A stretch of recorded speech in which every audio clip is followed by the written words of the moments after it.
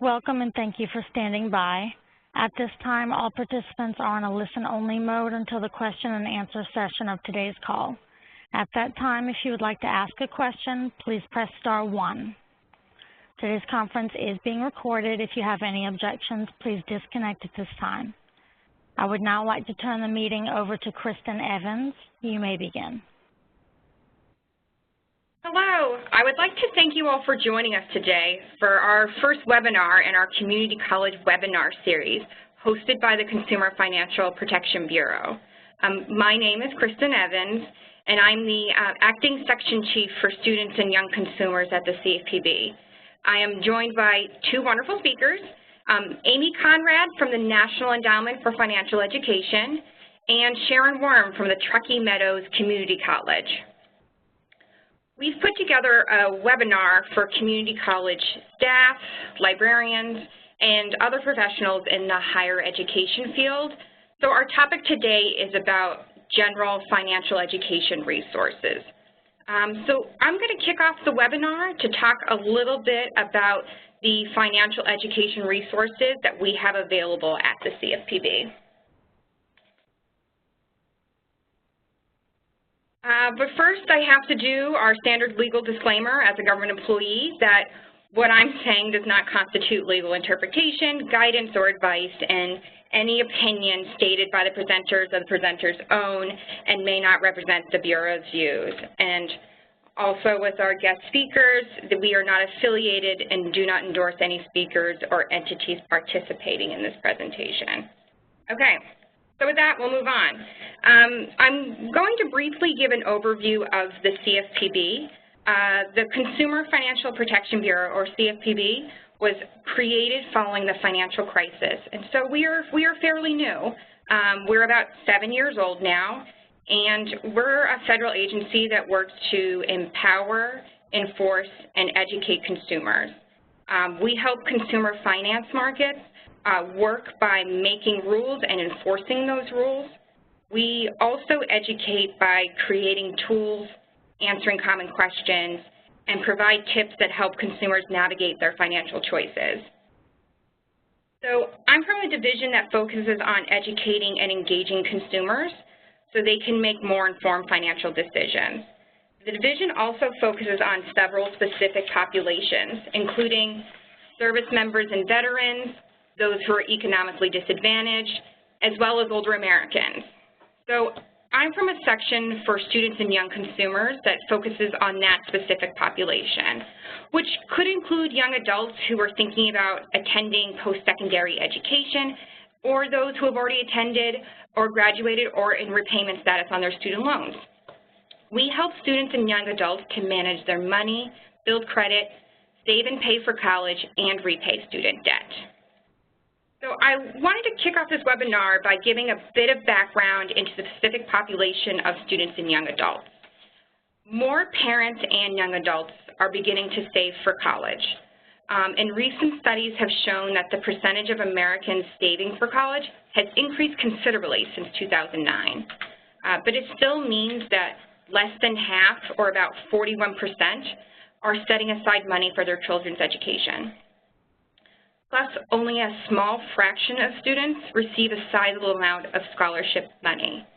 This means that we can expect a sizable share of students will need to consider financing their degree. And in that same study, they found that 45% of young adults have a student loan. And on average, they graduate with $30,000 in student loan debt. So students and other young adults are at the stage of their life when they're entering the financial marketplace for the first time. They are starting to use or think about financial products and services and maybe building credit. But young adults continue to struggle to meet their current financial obligations. And about a third of young adults receive financial help from a family member and have very little savings or no savings at all. This leads to about a half of student loan borrowers to feel financially constrained and stressed when it comes to repaying their student loans. This stress may also be exacerbated by the fact that many students may not know the difference between federal and private student loans or how to calculate their monthly payment before they begin repaying. This fear and stress has led to regret for some student loan borrowers, and more than half said they would change their choice about taking out student loans. This is where financial education could assist student loan borrowers and young adults to have the confidence to act on their own financial situation. Financial education experts say that providing consumers with information is only part of the solution. Being able to manage their own financial life requires a combination of knowledge and skills. Consumers need to be able to analyze the cost, risk, and consequences of particular financial products or services, and they also need to know where to go for help. So we've heard from student loan borrowers that student debt can impact their personal lives. For instance, they may delay getting married or forming a family, buying a house, or even saving for retirement. Student loan debt may also have an impact on their job choices after graduation.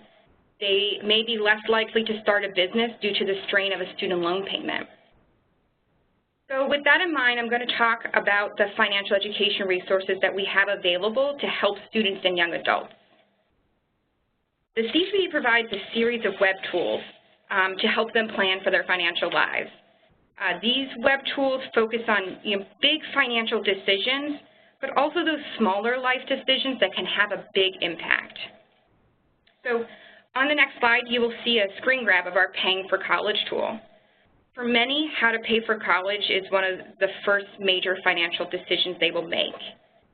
So to assist these potential students, our Paying for College tool helps students make more informed decisions about financing their college education and repaying their loans.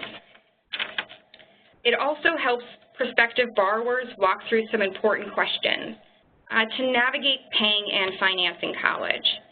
This tool could be used by community colleges working with students as they prepare to take out student loans and even prepare for the upcoming semester. As we'll get to in later slides, the tool also helps students make comparisons between financial aid offers. It provides information and advice for optimizing how to repay their loans, and student financial guide on choosing a loan and managing their money. So the first guide in our Paying for College tool is a guide on how to pay for college and choose a loan. The tool walks through some key questions when you're starting to think about taking out a loan, such as the different types of loan options from federal loans to private loans. It provides tips on how to fill out the FAFSA form. It also reminds people to exhaust federal student loan options before turning to private student loans. It also goes into detail into other topics such as things to consider when determining how much to borrow or information on alternatives to private student loans. We also offer a comparison tool that allows students to compare the cost of college and financial aid offers from different higher education institutions. This would be a great tool for community colleges to recommend to students who may be exploring to further their education beyond community college. It allows students to input costs of attendance and financial aid packages, including their federal student aid, their private funding sources, and scholarships, and we can do that for up to 3 schools and allow students to compare the cost of each of those programs. So even before students apply to go to college, they can use this tool to help them decide which schools will be the best fit for them financially. Students can adjust how much financial aid they expect to get from a school, or compare how much their dream schools would cost if they got no financial aid at all. This allows students to have a better overall picture of their future financial burden when deciding which schools to actually apply, and may actually help students choose a school that allows them to take on less student loan debt. So this slide walks through our Repay Student Debt tool. Repay Student Debt, it provides information to students to understand what they need to do to repay their loans and how to do it. This tool will be particularly helpful for students who are just about to graduate or those who are already in repayment. The website provides what they can and cannot do while they're repaying their loans, especially if they're struggling. This tool also allows borrowers to consider their options by selecting different repayment scenarios that match their situation. This can be a benefit for student loan borrowers by providing advice related to their specific type of loans, like whether they're federal or private, and their general situation. It provides information on all the different repayment plans available to student loan borrowers. It also gives them options to postpone payments if they are financially struggling, and options to get out of default in dealing with debt collectors. It also provides information for those who may not be struggling, such as how to consolidate your loans, protections for service members who are deployed, and helpful advice to maintain repayment, such as setting up a direct debit or making extra payments toward their balance. Also within this suite of tools, we offer resources to young adults as they begin to explore opening up their first bank account. An important issue for young people is how to best manage their money while they're still in school. As I mentioned earlier, college students arrive on campus. They may be exploring financial products for the first time, and they may need information on how to open up their first bank account. They may need information on how to shop for a bank account, what fees they should expect or should avoid, and how to get their financial aid reimbursement into their new bank account if that applies to them. So this tool actually sets up a series of guided questions which allow a student to browse the information necessary to plan and act on opening up a new bank account. So the next resource I will talk about is Ask Cfpb. This is a digital resource that provides consumers with answers to common money questions and provides information on how-to guides on specific money topics such as auto loans, credit reports and scores, debt collection, and mortgages.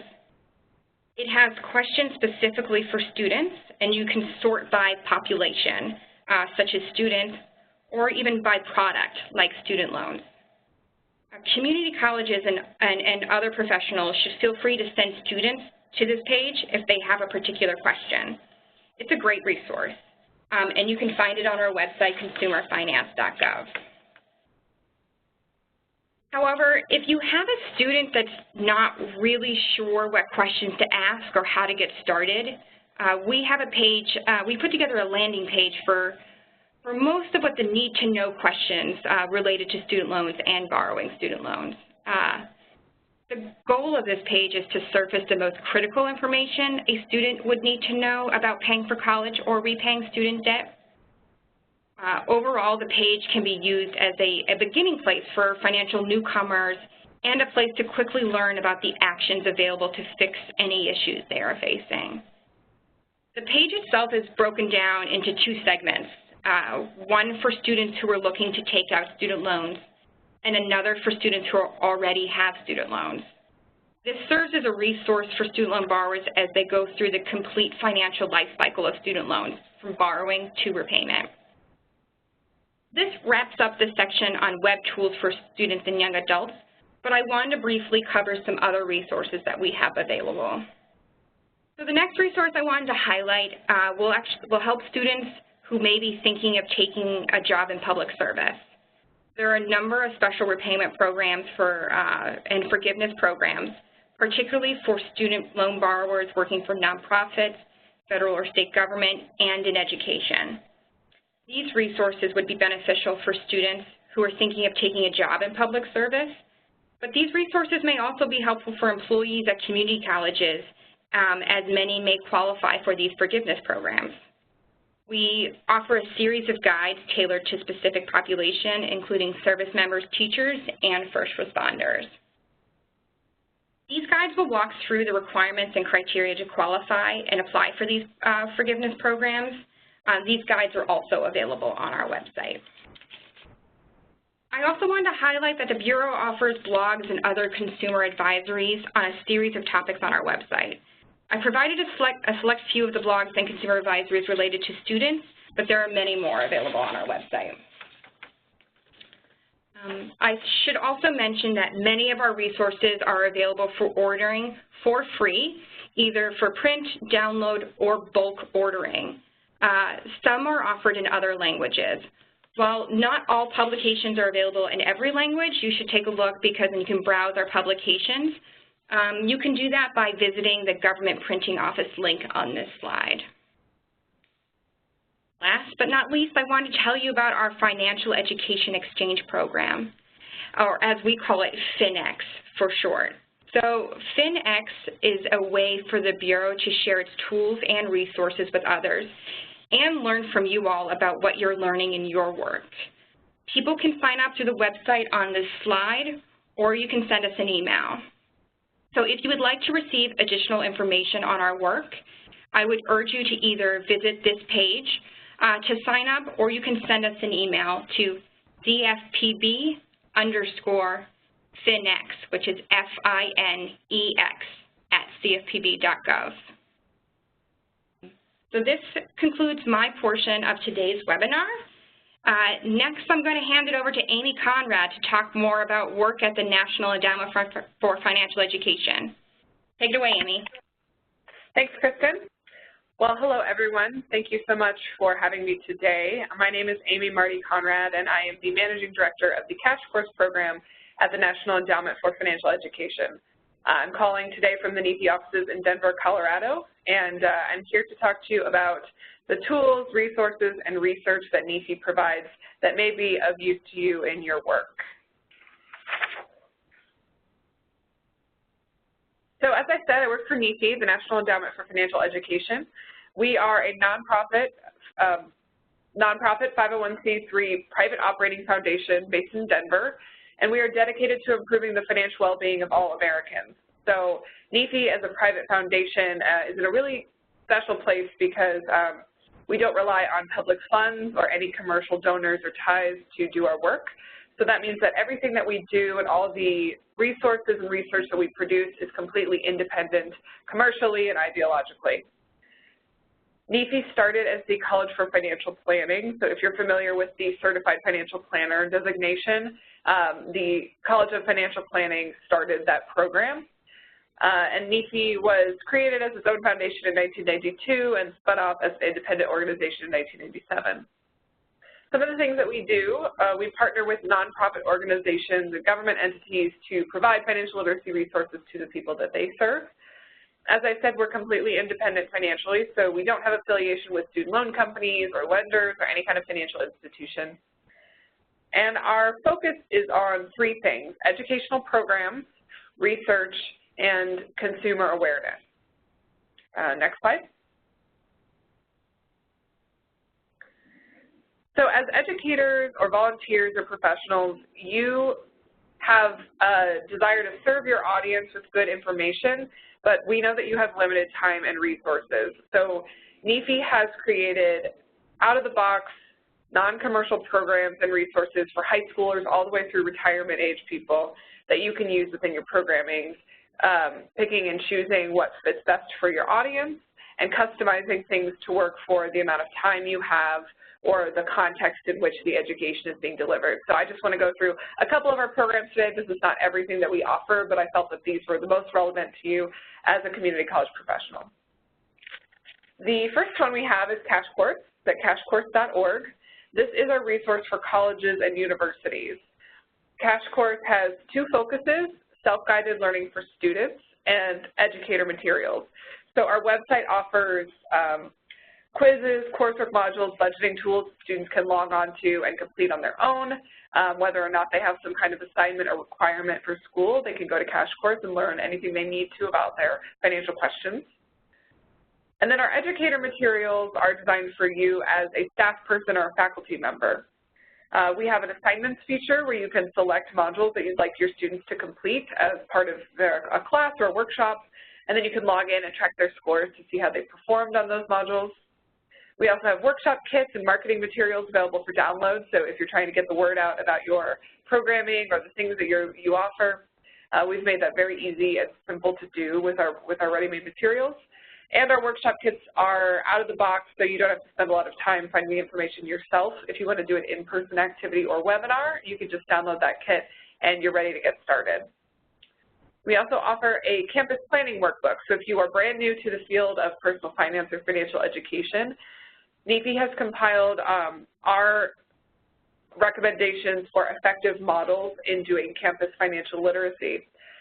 Things like setting goals, selecting what kinds of material to use, marketing to students, and then evaluation.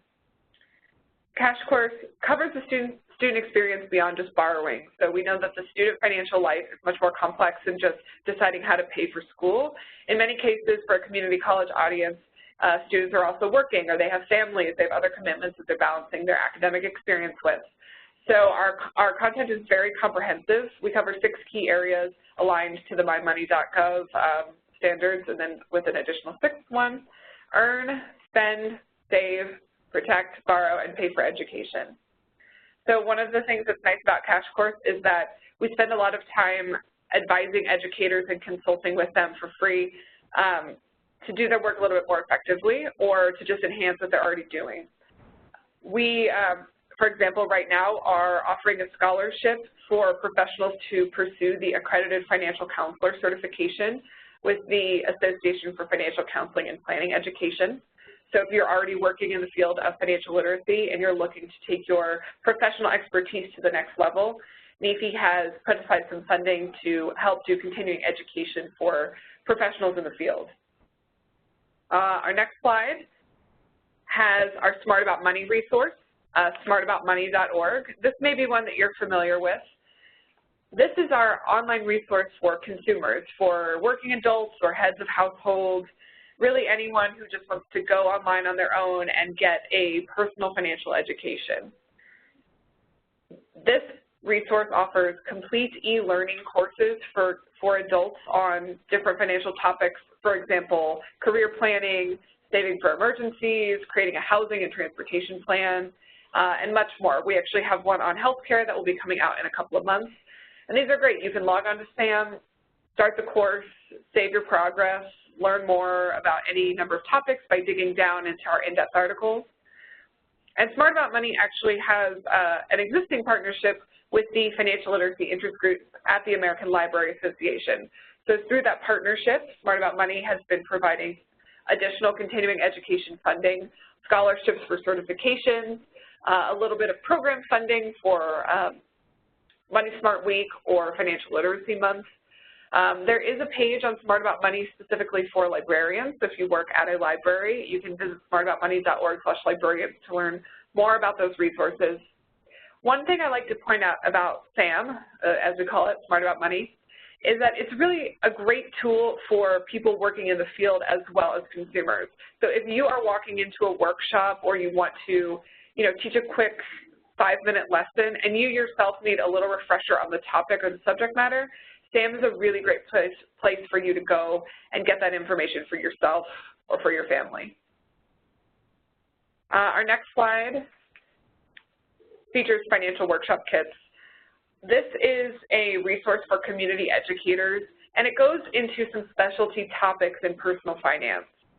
So Financial Workshop Kits has a great database of in-the-box kits that you can download with a PowerPoint presentation, a guide for the speaker, and activities and evaluations so that you can take this, this workshop, walk right in and be ready to go. Just spend your time interacting with your audience or your students. It takes a lot of time off your plate so that you have more time to do the work that's important to you. So some of the examples of things that we've covered on financial workshop kits, and there's over 40 kits available, so this clearly is not comprehensive. We have a kit on problem gambling. We have one geared towards former inmates, one on preventing foreclosure, and recovering financially from domestic violence. NAEFI has a partnership with the National Coalition Against Domestic Violence, and their advocates and practitioners have used financial workshop kits quite a bit with their audiences, so hopefully there's something there that could be helpful to you. Next slide. And I briefly wanted to mention our high school resource. I know that community colleges reach a really wide audience. Some of you may have some summer bridge students or dual enrolled students that this may be a good resource for. This is our turnkey financial literacy program for teens. It's designed to be taught in the classroom with a facilitator, a trained educator, either a workshop or a high school classroom. Students learn by doing in order to form positive financial behaviors. So we have competency-based educational modules here. And then the 6 topic areas are aligned with personal financial literacy standards, different state standards as well as national standards. The High School Financial Planning Programs website has just been relaunched. It's a great experience. You can go on there and get all of the learning materials and the teaching materials, including lesson plans, all for free, either online or you can order print materials for free as well. Next slide. So the last thing I want to go into is NEFI's work in research and in advancing the field of financial literacy. We do more than just programs. We also are focused on advancing the field and advancing what we know about how people spend money, how money affects their lives, and different intellectual topics like that. Next.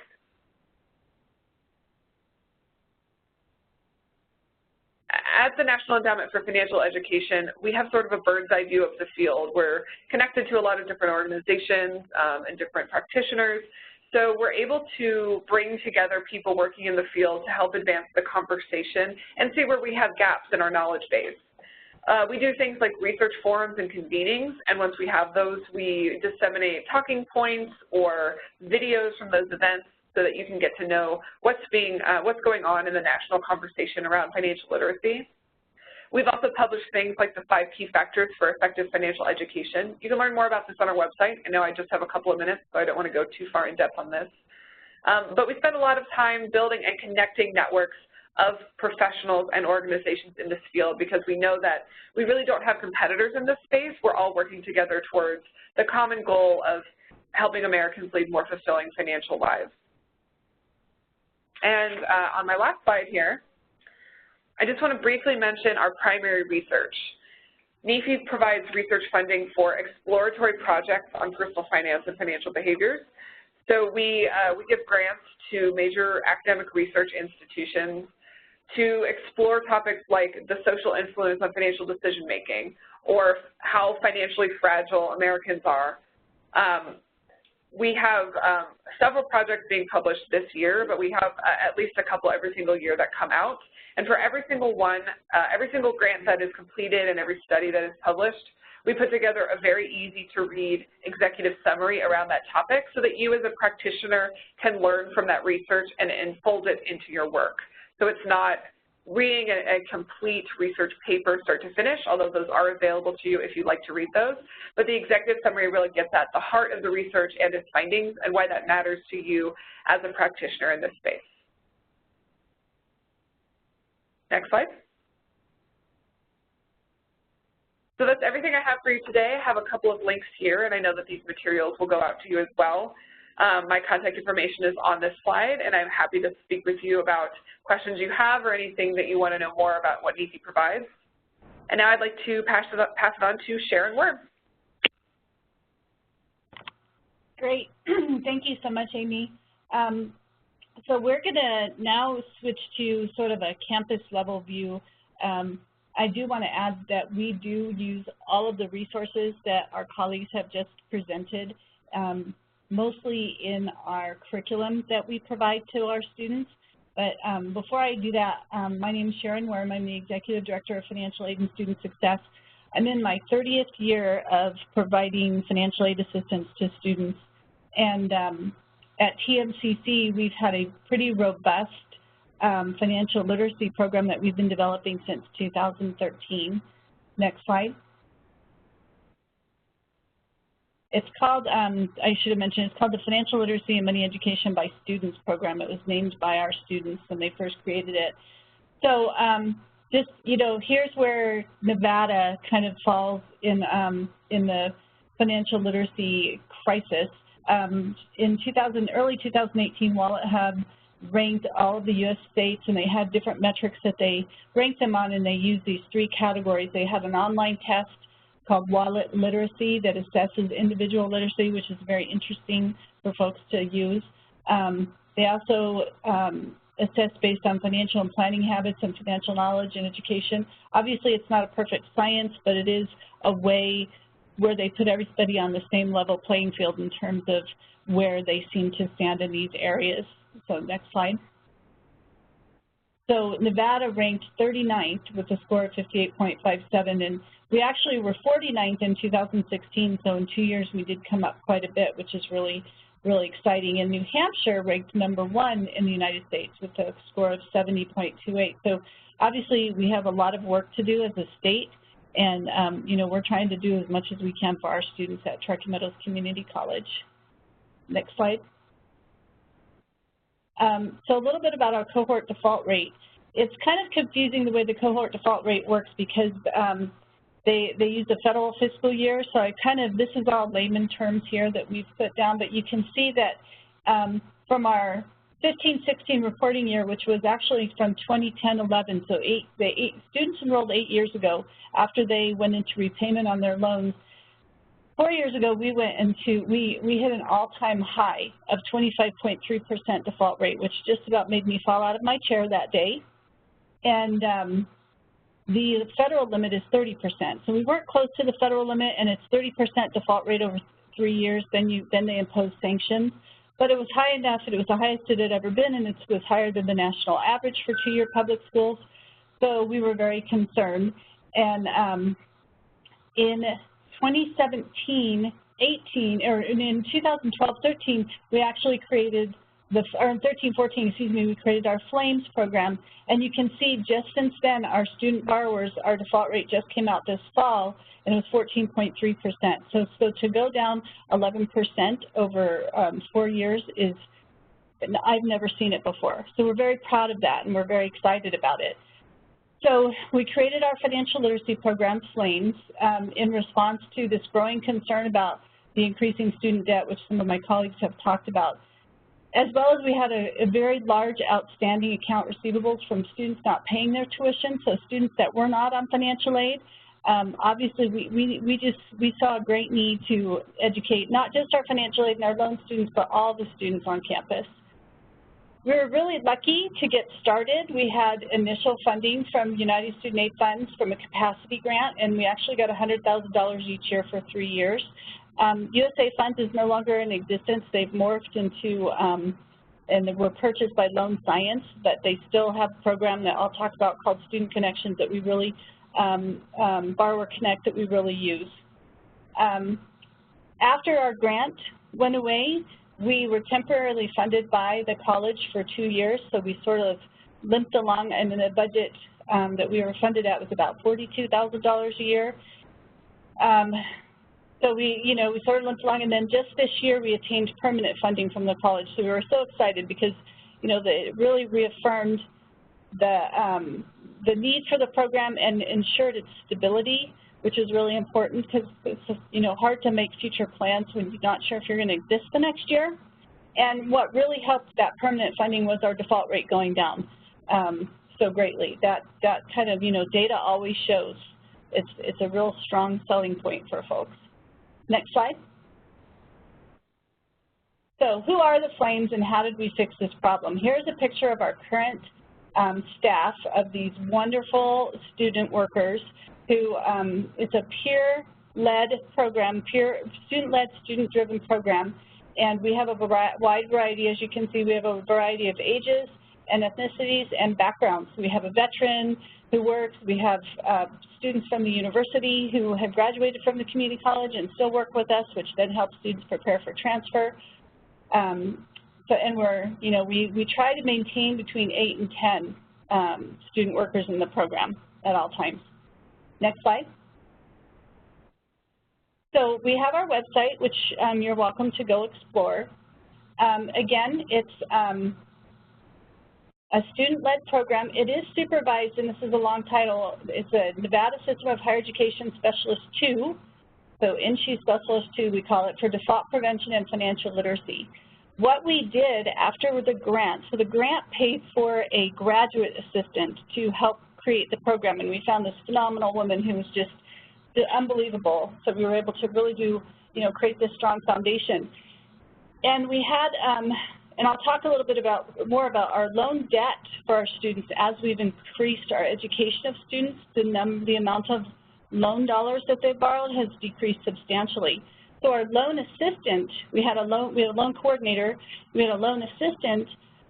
Really, we didn't need that position to process loans anymore, but in financial aid, you know, you always have more to do. So we actually restructured the loan assistant position into this default prevention and financial literacy position. And she's in charge of maintaining an 18-page default prevention and debt management plan for the college, and she also supervises our FLAMES program. Like I said, well, 6 to 8 peer mentors, 10 is our optimal number, our max number, and like I said, a wide variety of ages and ethnicities and backgrounds. And they plan the delivery mechanisms and curriculums based on the needs of their peers.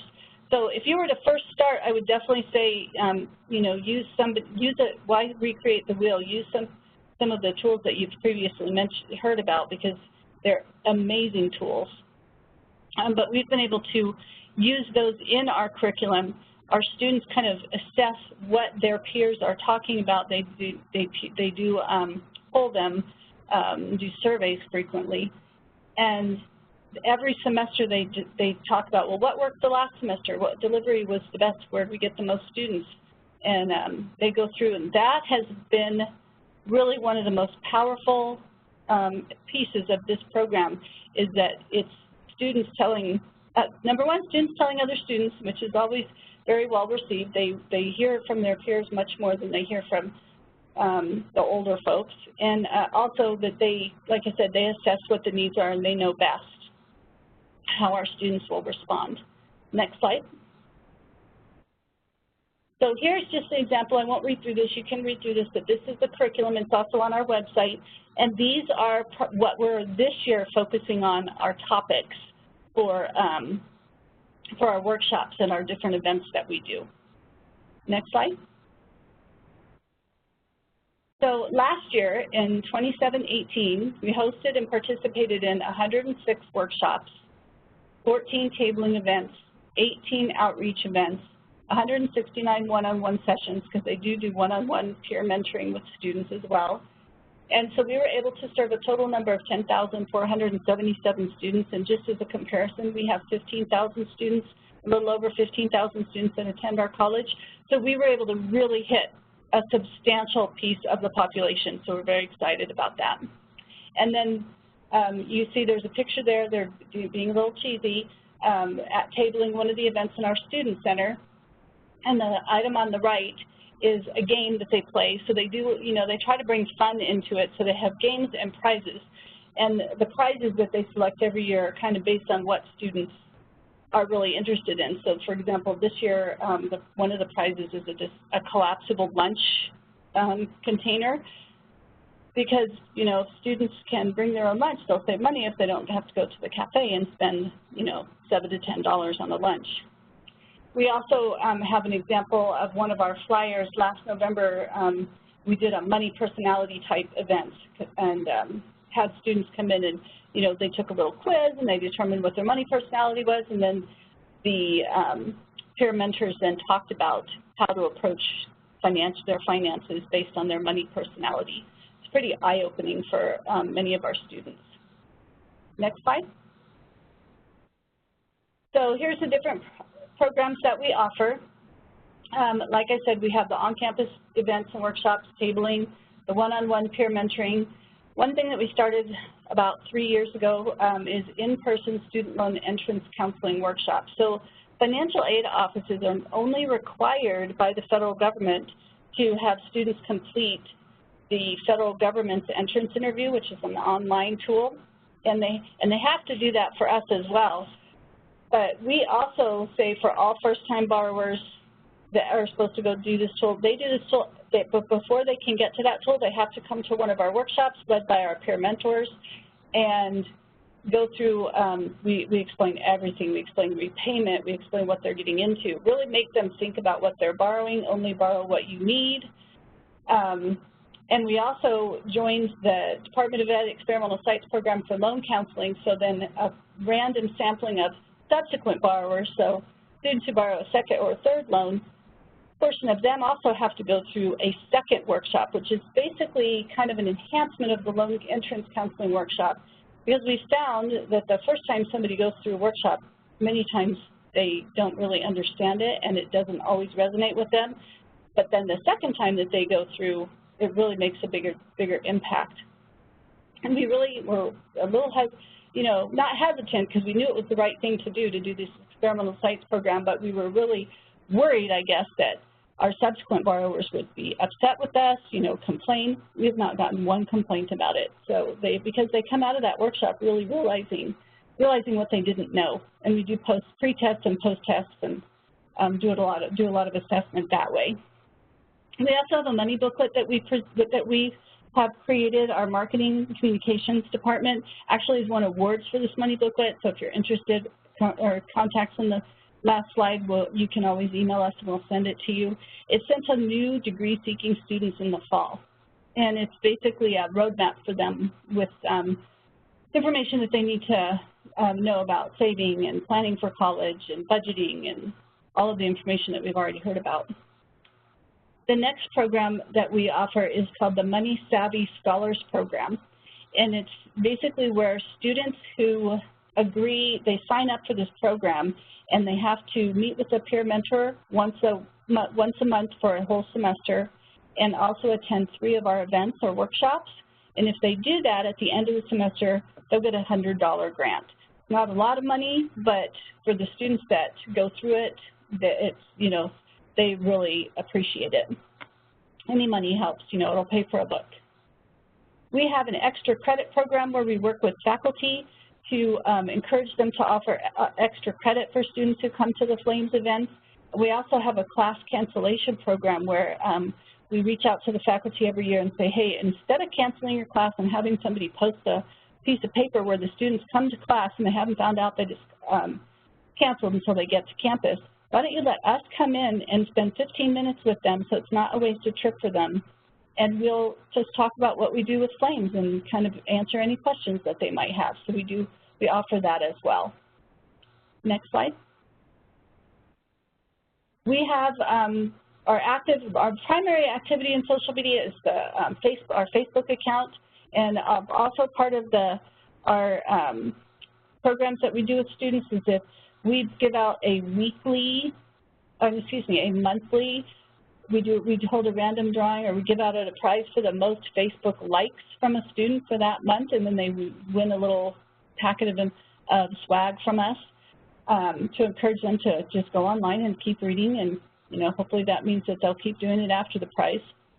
And then we also have a YouTube account in process, and this is a link to one of our YouTube videos, and I won't play this, but I encourage you to go online and look at it.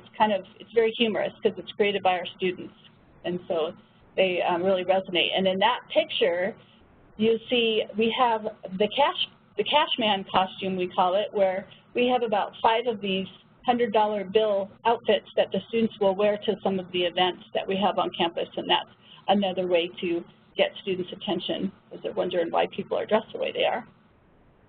Next slide. So just a little bit about, for those folks who are curious, and what else did we do to lower our default rate? So in 2012, we created our Default Prevention Debt Management Plan. Like I said, it's 18 pages. It's pretty comprehensive. It's got data and statistics, and then it's got all of the steps that we have. And I have a little table at the end that shows kind of what things we put into place which year. We do require the in-person student loan entrance counseling for first-time borrowers. We do participate in that experimental sites program that I talked about. We also, we begin contacting students about their loan status by phone and email because all of the data shows that students respond to their school before they'll respond to a servicer or the Department of Ed, unfortunately. So they will pick up the phone if they know that we're calling, and by having our student workers call them, it's again another contact peer-to-peer where they're more likely to pay attention. We call students in their grace period, so those students that have either graduated or fallen below 6 credits, they have a 6-month grace period, and so we'll call them and let them know, hey, they're going to hear from their servicer, but we let them know you're going to hear from your servicer and you need to pay attention and you have this much time, and then you're going to have to start repayment on your loan or go back to school, and then here are the steps that you need to take. We do call our delinquent borrowers monthly, and we do use loan science Borrower Connect. It's a piece of software that we use that helps us track our calling and tells us how late are they, and that will kind of influence the information that we give them, but we call them monthly. Our student workers call them, and that's one of the metrics they're held to, and that they have to report back on that, and we can actually track who does how many calls every month. Again, we have our workshops and our events that we talked about already, and we also connect with our faculty to ask to offer the opportunity to do in-class presentations, and so a lot of our first-year experience faculty will, who teach that class, will have us come in, and some of our other faculty, some of our business faculty, entrepreneurship, some of our other folks will have us come and do in-class presentations, and we'll do that at any time and try to meet all of their needs. They do also assist students with filling out the FAFSA. So we in the Financial Aid Office have 4 kiosks that we have available for students to fill out their financial aid application. And oftentimes it's a little difficult to work our front counter and answer phones and then run back and forth with someone who's sitting at the kiosk. So we have our Flames peer mentors. That's their primary responsibility. One of their primary responsibility is to help people with their FAFSAs. And that's keeping them pretty busy this month, as you can imagine. And then again, we provide resources to students about financial aid, scholarships, and personal financial literacy. So at their desk, at the Flames desk where they sit, we have all kinds of flyers, information that we give out, and of course we give that out at all of our tabling events and all of our other events. Next slide. So here's our default plan timeline of when we did what. So when our default rate hit so high from that 10-11 enrollment year, that was the year we had just we just converted to PeopleSoft, which is a wonderful software program, and we tried as a college, we did automatic loan packaging, and that's where someone applies for financial aid and you award them a loan, whether they ask for one or not, because they don't typically ask for one. And then students can click on the loan, they accept the loan, and it directed them to the Department of Education to do the loan, all of the steps with their documents, the master promissory note, and the online entrance counseling. And then once all that was completed, we got the information, and then the loan was dispersed. It was very easy for students to borrow thousands of dollars, sometimes up to at that time $9,000 a year. And sometimes they thought, well, I have to, because they didn't understand that it was an offer. They thought it was a requirement.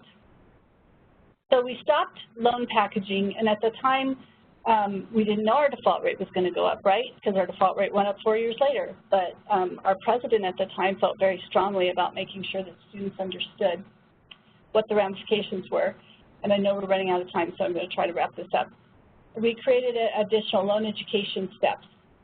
The next borrower, the next year, in 12-13, we had them view financial literacy videos.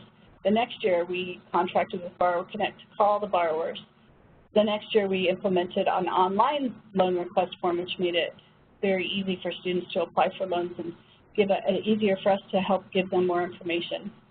And then we started having Borrower Connect call late-stage delinquency students. And then we've continued to refine Flames and participated in experimental sites. So in addition to how our default rate lowered, over the last 5 years, our loan borrowing has gone down 63%. So in 2014, we had students borrow $10 million in student loans, and just this last year, they borrowed $3.7 million.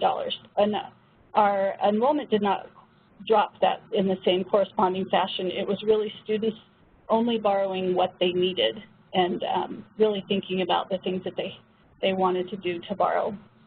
Next slide. Did I lose you? Oh, here we go.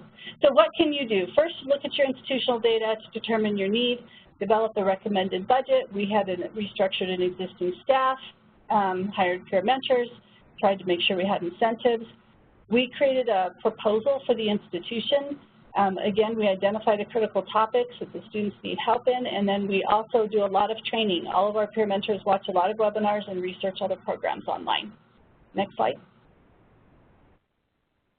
We attend any financial aid and financial literacy conferences, visit other institutions. We welcome anybody to come visit us. We're happy to host you for a day and show you what we do, and so you can get more information. You can bring a team. Create programming like I talked about, and students will respond to. We house our program in a high traffic area where there's a lot of students that walk by and see them.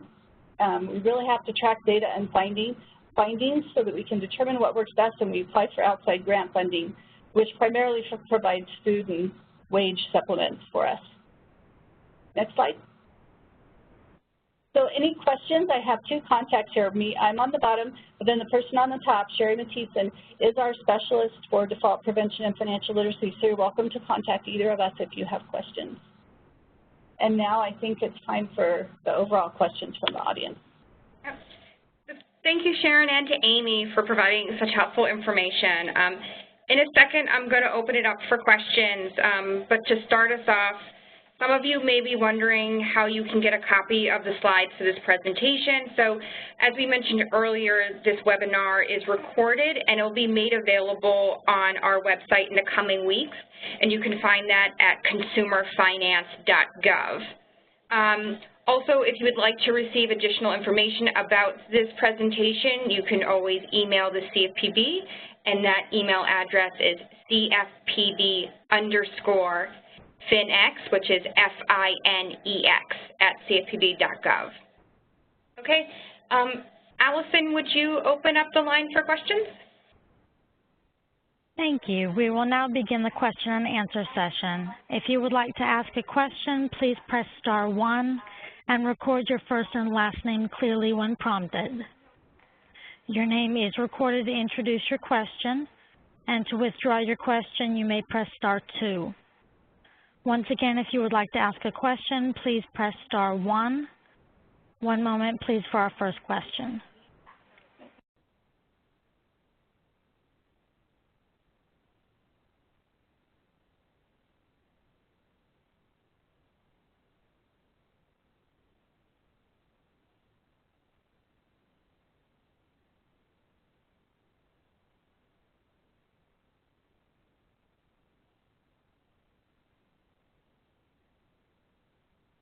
At this time, I'm not showing any questions. Okay, we don't have any online either. So yet again, if participants have any questions, feel free to email us or visit consumerfinance.gov. I would like to thank our presenters and those of you who had listened to this webinar. We will now conclude the webinar.